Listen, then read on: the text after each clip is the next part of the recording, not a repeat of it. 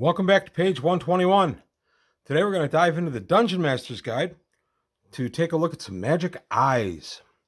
Now, eyes in AD&D are a little different than you would think. You hear eye and you're thinking this ocular gem or something like that, and those are definitely magic items in D&D. But in this case, the eyes I'm referring to are eyes of charming, eyes of the eagle, eyes of minute seeing, and eyes of petrification. These are magical eyes that work kind of like contact lenses. And you put the lens to your eye, it melds with your eye like a contact, not melds to it, but goes into your eye like a contact lens, and then you gain the power of the eye. So I'm going to talk about what each of the four does, and then we're going to go over the pros and cons of sticking something in your eye. So the eyes of charming. This item consists of a pair of convex crystal lenses which fit over the user's eyes. When in place, the wearer is able to charm a person merely by meeting their gaze.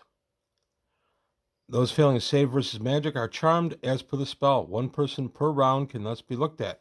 Saving throws are at -2 if the wearer has both lenses, at +2 if he or she only wears one of a pair of eyes of charming.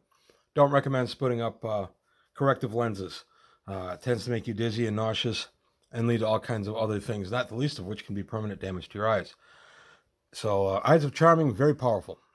It's only charm person, so it's only the creatures that are affected under the first level MU charm person spell, but they are charmed. The save is at a -2 if you have both of the lenses in, which is the only way I would allow it at my table, by the way.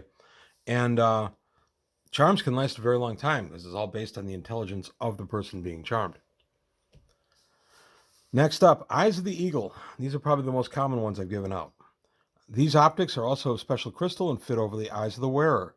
They give vision 100 times greater than that of normal distances, of 10 feet or more. That is, the wearer can see at 2,000 feet what a person could see at 20 feet. Wearing only one of the cusps will cause the character to become dizzy and in effect stunned for one round.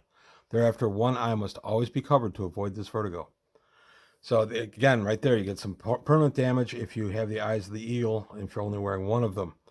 And they give 100 times greater vision at a distance of 10 feet or more. So up close vision is not affected by these, which is a fortunate thing. That allows you to kind of wear them while you're in a setting where you might have to look at something close. So anything within 10 feet, you're fine. So it's almost like the bifocal corrective lenses would be, except of course your close vision wouldn't be corrected or adjusted. It would be your normal vision, and then the eyes of the eagle let you see at a distance.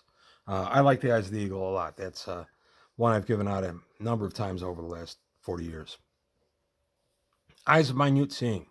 Appearing much the same as any other magical lenses, eyes of minute seeing enable the wearer to see 100 times better at distances of 1 foot or less. Thus, tiny seams, minute markings, even the impressions left from writing can be seen. Thus, secret compartments and hidden joints can be noted in the information acted upon. The effect of wearing but one of these crystals is the same as for eyes of the eagle. So you can see tiny little cracks, very small indentations in paper within 1 feet.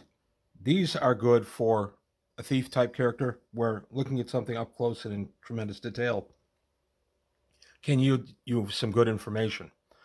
I've only given out eyes of minute seeing a couple of times, and because they have to be taken off and put on whenever they're used, and the way I rule it at my table, if you've got the lenses on, you can't see anything really at distance. Because of that, the eyes of minute seeing have seen less play, even when I've given them out. Eyes of petrification. This is kind of a cursed item, totally indistinguishable from any other magical cusps. The effect of donning these lenses is instantaneous. The wearer is turned to stone. Interesting that there's no saving throw. Note, 25% of these devices work as the gaze of a basilisk does, including reflection of the weapon turning the gazer to stone. And then class note is mixing eye types is certain to cause immediate insanity that lasts for 4 turns. I have other penalties with some vision damage. I've never had anybody try to mix these. Everybody seemed to have had better judgment than trying to do that. But to touch on the eyes of petrification, it's a cursed item. The minute you put them in, you're turned to stone. But even if you get the 25% that allow you to turn other things to stone, that's not a power you can turn on and off. That's a power that once you have the lenses in, any living thing you look at is going to turn to stone.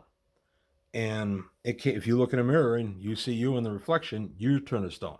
You get a saving throw in that case, but it's interesting that these are still cursed, even if they work in the more beneficial way. I did give out a set of Eyes of Petrification with the 25% reversal years and years ago. And it was one of the club games I used to play in, and I knew this player wasn't going to be at my table for long. I knew his family was moving away, so I tried him out one night for him, knowing they'd be going out of my campaign. And I'm glad I used that judgment because these were extremely disruptive. He did get a couple of the player characters, quote, accidentally, unquote. This character liked to stir things up a little bit, so I'm pretty sure that he gazed upon them on purpose. But it really made the character difficult to do anything because you always had this constant fear that if he just turned and looked at you, he would turn you to stone. So just an interesting thing. And any of the magical eyes, when I first gave them out way back in the day, I think I was giving out a pair of Eyes of the Eagle. I said that there were cusps, convex lenses of crystal in a fine, soft case. And I didn't tell the players any more than that. And one or two of the players knew what they were, but we were still pretty new to D&D, so I made them actually go to a sage and consult the sage as to what the heck these things would be and what they should do with them. And then the sage, after a few days of research and a few hundred gold pieces, was able to tell them how to use the eyes. And that was just a funny little sidetrack I did early in our days of D&D. It's not something I bother with now. Even if it's a lower level character that's never seen these before, we don't go through that anymore. We've all had the enjoyment of doing that in the game. And now we just go ahead and we say, okay, they appear to be eyes, you have to put them in. But there is a 1 in 4 chance that the eyes are going to be cursed. And then, of course, if you want to be a real jerk, you could put 2 identical looking eyes in, but have one be Eye of the Eagle and one be Eye of Minute Seeing, and have them suffer the penalties for having mixed the eyes, even though they didn't know it. There are a lot of fun ways you can use this. As I've said, the Eyes of the Eagle are the ones that I've found the most use for. The idea of a magic user putting a fly spell on themselves, then turning invisible, and then flying up over an enemy encampment and drawing tremendous detail off of enemy movements, or maybe if he's close enough, even an enemy map that he can read with complete impunity, is pretty neat, and it does have good applications in the game. But there you have it. There's the 4 magic eyes from the Dungeon Master's Guide. Please let me know your experience with these magic items. I really enjoy these magic items, and I do give them out still today. I've given the Eyes of Charm. You got to be careful with that guy. That can get abused fast. But that's all I've got to say today on page 121. Thanks for watching, and I'll see you next time.